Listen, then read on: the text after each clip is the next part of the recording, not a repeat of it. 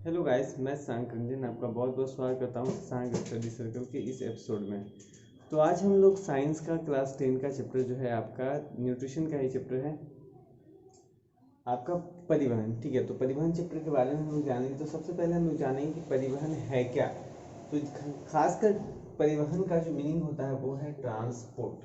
ठीक है, transport transport का मतलब होता है यातायात कह सकते हैं, मतलब आवागमन यानी आना और जाना।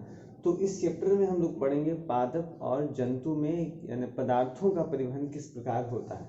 तो सबसे पहले हमने लिखा है कि पदार्थों परिवहन का अर्थ होता है लाना और पहुंचाना। ठीक है, इसके बाद हमने है कि क्वेश्चन आता है हमारे पास कि पदार्थों का परिवहन क्या है। जीव या पादप की बात करें, जैसे पादप में क्या है, दो प्रकार के संवहन बंडल आपने क्लास 9 में पढ़े, जाइलम एवं फ्लोएम। तो जाइलम क्या है कि नीचे से ऊपर की ओर गति करता है, और इसमें क्या है पानी का सप्लाई क्या है जड़ द्वारा पत्तियों तक पहुंचाया जाता है। जबकि अगर बात करें हम फ्लोएम की, तो फ्लोएम क्या है, वो भी एक संवहन बंडल है, लेकिन उसको भोजन संवहन बंडल या खाद्य संवहन बंडल कहा जाता है। क्योंकि उसमें क्या है कि जो भी पत्ता में जो खाना बनता है वो उसको क्या है वो उसी बंडल के द्वारा पौधों के सभी भागों में पहुंचाया जाता है। इसी प्रकार यदि हम शरीर की बात करें तो हमारे शरीर में भी क्या है इसी प्रकार का फंक्शन है, जिसमें क्या है कि हम जो भोज्य पदार्थ को खाते हैं, पेट में जो खाना बन जाता है उसको क्या है कि शरीर के सभी कोशिकाओं तक पहुंचाना। ठीक है, हमारे अंदर गैसों का परिवहन भी होता है, पौधों के अंदर भी गैसों का परिवहन होता है, खाद्य पदार्थों का परिवहन होता है, फिर क्या है वायु का परिवहन होता है। तो अलग अलग प्रकार के क्या है परिवहन बने हुए हैं। तो पदार्थों का परिवहन क्या है, तो इसके बारे में हम जानते हैं। तो हमने लिखा है कि समस्त उपयोगी पदार्थों का उनके मूल स्रोतों से शरीर की कोशिकाओं तक लाना तथा अनुपयोगी और हानिकारक पदार्थों को कोशिकाओं से बाहर निकालकर उन अंगों तक पहुंचाना जहां से वे शरीर से बाहर निकाल दिए जाते हैं, पदार्थों का परिवहन कहलाता है। यानी यहाँ पर देखें तो हमने लिखा है कि जो भी चीज़ हमारे शरीर के उपयोगी है उन्हें उनके मूल स्रोतों यानी खाना जिस प्रकार हम लेते हैं शरीर की कोशिकाओं तक लाना। यानी हम जैसे क्या कि हमको खाना खाना है तो खाना क्या मुंह में डालते हैं, इसके बाद क्या है कि वो पाचन द्वारा फिर क्या है कि शरीर के सभी कोशिकाओं तक पहुंच जाता है। तथा अनुपयोगी, अब जो हमारे शरीर में वेस्ट पदार्थ या हानिकारक पदार्थ बन गए हैं उस पदार्थों को कोशिकाओं से निकालकर उन अंगों तक पहुंचाना ताकि वे क्या है शरीर से बाहर निकाल दिए जाते हैं। तो इसे हम कहते हैं पदार्थों का परिवहन कहते हैं। ठीक है, यानी ट्रांसपोर्टेशन ऑफ फूड बोल सकते हैं। ठीक है, ट्रांसपोर्टेशन यानी कह सकते हैं ट्रांसपोर्टेशन ऑफ मटेरियल्स या ट्रांसपोर्टेशन ऑफ फूड बोल सकते हैं, या ट्रांसपोर्टेशन ऑफ मटेरियल्स बोल सकते हैं। ठीक है, तो इस प्रकार से हम बोलते हैं पदार्थों का परिवहन। तो हमारे सामने बात ये आती है कि हमारे से में जो खाद्य पदार्थ या जल का जो भी परिवहन हो रहा है वो एक तंत्र यानी सिस्टम के द्वारा होता है। तो आखिर सवाल है कि पदार्थों यानी परिवहन तंत्र किसे कहते हैं, यानी व्हाट इज ट्रांसपोर्टेशन सिस्टम। यहाँ बात करें तो हमने लिखा है कि जीव के शरीर में क्या है कि पदार्थों का परिवहन तथा स्थानांतरण जो होता है एक तंत्र द्वारा होता है, जिसे हम क्या कहते हैं परिवहन तंत्र कहते हैं। या इसी की वो जो ऊपर अपने पदार्थों का परिवहन लिखा है जिस तंत्र द्वारा होता है उसे हम क्या कहते हैं परिवहन तंत्र कहते हैं। ये चैप्टर काफ़ी इंपॉर्टेंट है, इसे सवाल क्या है आपके आते हैं। जैसे नेफ्रॉन, नेफ्रॉन की बात करें तो ये आपको पढ़ना है ऐसे उत्सर्जन में, बट कहीं ना कहीं ट्रांसपोर्टेशन से भी उसमें रिलेटेड कुछ चीज़ें हैं।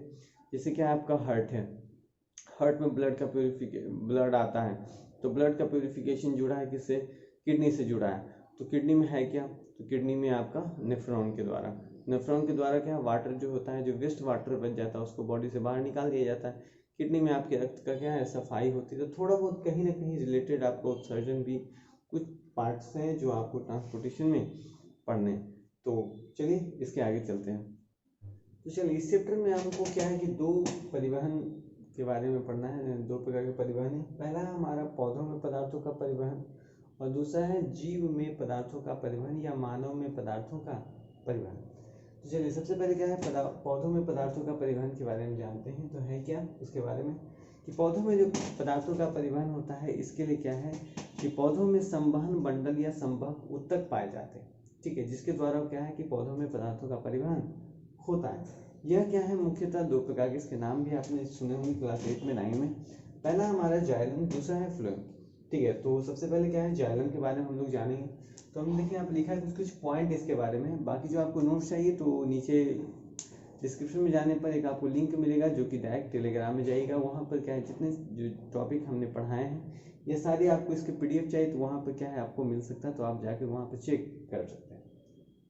देखिए जाइलम के बारे में कुछ पॉइंटेड है, क्या है नंबर फर्स्ट, इसे जल संवहन ऊतक भी कहते हैं। ठीक है, याद रखना। दूसरा पॉइंट है, यह प्रायः मृत कोशिकाओं के समूह से बनते हैं। तीसरा है, इसका मुख्य कार्य पौधों के प्रत्येक भागों में जल को पहुंचाना या जलों का स्थानांतरण करना होता है। चौथा है, इसकी गति जो प्रायः होती है यह नीचे से ऊपर की ओर होती है। यानी याद रखना है कि जो जाइलम होती है वह प्रायः मृत कोशिकाओं के समूह से बनती है, परंतु एक चीज याद रखना है, एक प्रकार का जाइलम है जिसका नाम है पैरेन्काइमा। क्या नाम है? पैरेन्काइमा ऊतक, जो कि आपने क्लास 9 में पढ़ा था। वहाँ पर क्या है कि आप जानते हो कि पैरेन्काइमा जो है ये भी एक जाइलम का ही भाग है, परंतु यह जीवित होता है। तो याद रखना यह जो होता है ये पौधों के पत्तियों के नोड में पाया जाता है, इसी कारण वह जीवित है। परंतु बाकी सभी जगहों जहाँ पर आपने जाइलम के बारे में पढ़ा होगा तो जाइलम के बारे में सीधा यही जानिए कि जाइलम जो होता है ये मृत कोशिकाओं के समूह से बनता है। इसमें क्या है, जलों का स्थानांतरण होता है और इसकी गति जो प्रायः नीचे से ऊपर की ओर होती होगी। आपने पौधों में देखा होगा कि पौधों की जो जड़ें होती हैं इनके द्वारा ही क्या है, जल जो है नीचे से ऊपर की ओर आता है, न कि पौधे के ऊपरी भाग से जल नीचे की ओर आता है। तो ये चीज हमेशा याद रखना, ये वाले पॉइंट को हमेशा याद रखें क्योंकि इसमें थोड़ा बहुत क्या है चेंजिंग होता रहेगा। ठीक है, तो याद रखना कि जाइलम की जो गति होती है वो नीचे से ऊपर की ओर होती है। इसको जल संवहन ऊतक भी कहते हैं। इसकी जो कोशिकाएं या मृत कोशिकाओं के समूह से बनती है। इसका मुख्य कार्य पौधों के प्रत्येक भागों में जल का स्थानांतरण करना होता है। चलिए जाइलम के बारे में कुछ और बातें जो कि हमको जाननी है तो वो देखिए थोड़ा सा। जाइलम क्या है, फिगर भी, ठीक है, 2 प्रकार के जाइलम होते हैं। जाइलम की बात की है तो जाइलम को हम लोग सभी जानते हैं। जाइलम को हमने 4 पॉइंट अभी आपके सामने डिस्कस किया था, उसी बारे में थोड़ा सा आगे तो कहते हैं कि जाइलम को प्राय जल संवहन ऊतक भी कहते हैं। यानी इसे क्या है, इसके द्वारा क्या है कि वाटर का क्या है मतलब स्थानांतरण एक स्थान से दूसरे स्थान तक होता है। इसमें क्या है, वाहिकाएं एवं वाहिनिकाएं होती है। देखिए आपको यहाँ पे 2 फिगर दिख रहे हैं। एक में क्या है कि आपको क्या चूड़ीदार नलिका दिख रही है, इसको हम वाहिकाएं बोलते हैं। सीधा याद रखना है कि इसको हम बोलते हैं वाहिकाएं। क्या बोलते हैं? वाहिकाएं। जबकि एक आपको अजीब सा पाइप जैसा स्ट्रक्चर दिख रहा है, इसको हम बोलते हैं वाहिनिकाएं। क्या बोलते हैं? वाहिनिकाएं, जिसको इंग्लिश में ट्रैकियाइड्स भी बोलते हैं। ठीक है, इसको विशेल्स बोलते हैं, इसको इंग्लिश में बोलते हैं हम लोग विशेल्स, इसको हम बोलते हैं ट्रैकियाइड्स। ठीक है, चलिए इसके बाद थोड़ा सा हम डिस्कस करेंगे इस वीडियो में। तो सबसे क्या, इसमें वाहिकाएं एवं वाहिनिकाएं पाई जाती हैं। ठीक है, जिसके दोनों के अलग अलग कार्य हैं। जो जड़ से में जल एवं खनिज लवणों के स्थानांतरण के लिए उत्तरदायी होती है। जो जल से जल एवं खनिज के लिए क्या है उत्तरदायी होती हैं पौधों तक आगे पहुंचाने के लिए। तो सबसे पहले क्या हम लोग वाहिकाएं के बारे में जानेंगे। देखिए वाहिकाएं जो क्या है एक अलग अलग खंड होता है।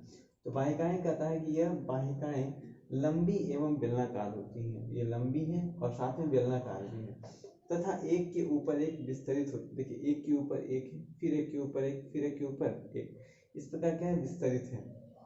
अगर वाहिनिकाएं के बारे में जाने तो वाहिनिकाएं की कोशिकाएं जो होती है लंबी होती है, नलिकाकार होती है, जो एक नली के आकार का है, नली के जैसा है। देखिए यहाँ पर क्या है, कोई पदार्थ यहाँ जाएगा, यहाँ से यहाँ, यहाँ से यहाँ, इधर से होते हुए नली के द्वारा क्या है ये इधर उधर जाता रहेगा, जिसका दोनों सिरा पतला होता है। यानी इसका अगर दोनों सिरा देखिए, ऊपर का सिरा या इधर का सिरा या लास्ट का सिरा देखिए, ये थोड़ा क्या है पतला होता है वाहिकाएं की अपेक्षा, क्योंकि वाहिकाएं जो है वो पूर्णतः गोल के जैसा होता है। ठीक है, इसका मुख्य कार्य जो है नग्न बीजी, यानी वैसे पौधे जिसमें क्या है कि नग्न बीजी, यानी जिसका जो कह सकते हैं कि बीज जो है वो आराम से आपकी आंखों के सामने दिख रहा है, वैसे पौधे तथा निम्न संवहन पौधों में, यानी जो छोटी यानी फलदार पौधे जिसको बोल सकते हैं, जो छोटे पौधे हैं उसमें क्या है कि जल का स्थानांतरण करना होता है। तो हमारे सामने ये प्रश्न आता है कि वाहिकाएं कहाँ जल का स्थानांतरण करती हैं, वाहिनिकाएं कहाँ जल का स्थानांतरण। जितने सारे बड़े पौधे आपको दिखते हैं, जैसे कि पीपल का पेड़ देख लें, बरगद का पेड़ देख लें, ये सारे बड़े पौधे हैं और इसमें फल नहीं होते हैं।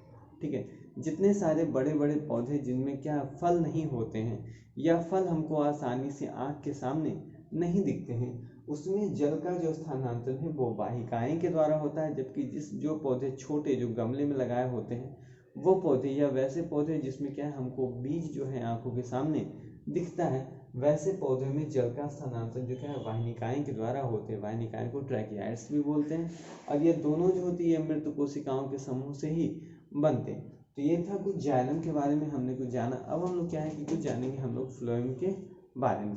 तो आइए फ्लोएम के बारे में जानते हैं, और इसकी अगर पीडीएफ चाहिए तो नीचे डिस्क्रिप्शन में लिंक है, आप जाकर टेलीग्राम ज्वाइन करें, और वहाँ पर लिंक के द्वारा आप जाएंगे तो शशांक स्टडी सर्कल, या आप सर्च कर सकते हैं शशांक स्टडी सर्कल क्लास 10, तो वहाँ भी आपको ये पीडीएफ मिल जाएगा। वहाँ पर जाके आप जो है ये सारे जितने ही मैंने यहाँ पे लिख रहे हैं, हो सकता है कि आपको राइटिंग ना दिखे, या आप कम पे करके देख रहे होंगे यूट्यूब पे, तो आप क्या है वहाँ पे जाकर पीडीएफ को डाउनलोड करके वहाँ पर अपनी कॉपी में नोट कर सकते हैं।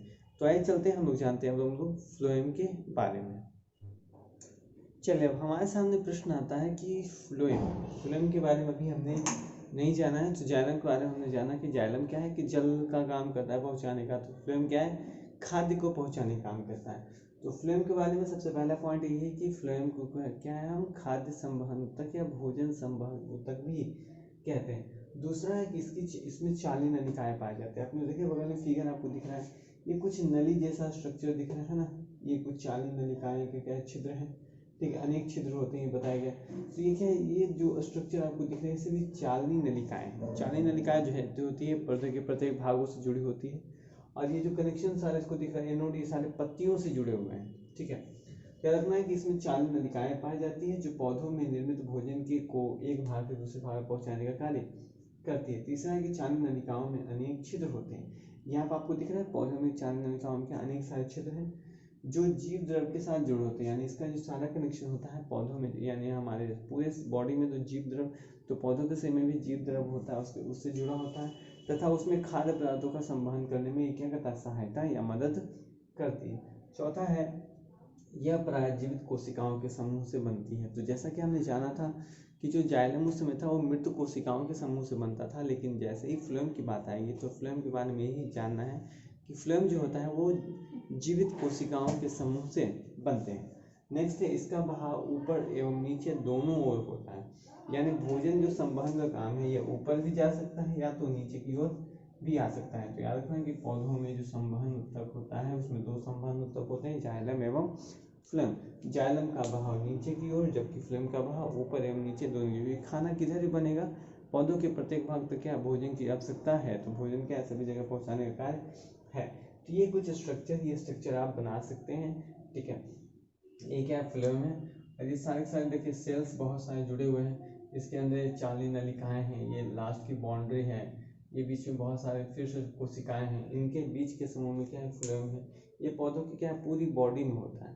क्या रखना है पौधों में दो प्रकार के संवहन ऊतक होते हैं, जाइलम एवं फ्लोएम, तो हमने इसके बारे में जान लिया। अब हमारे सामने प्रश्न आता है कि आखिर पौधों में जो पदार्थ का स्थानांतरण या संवहन हो रहा है वो किस रूप में हो रहा है, ठीक है।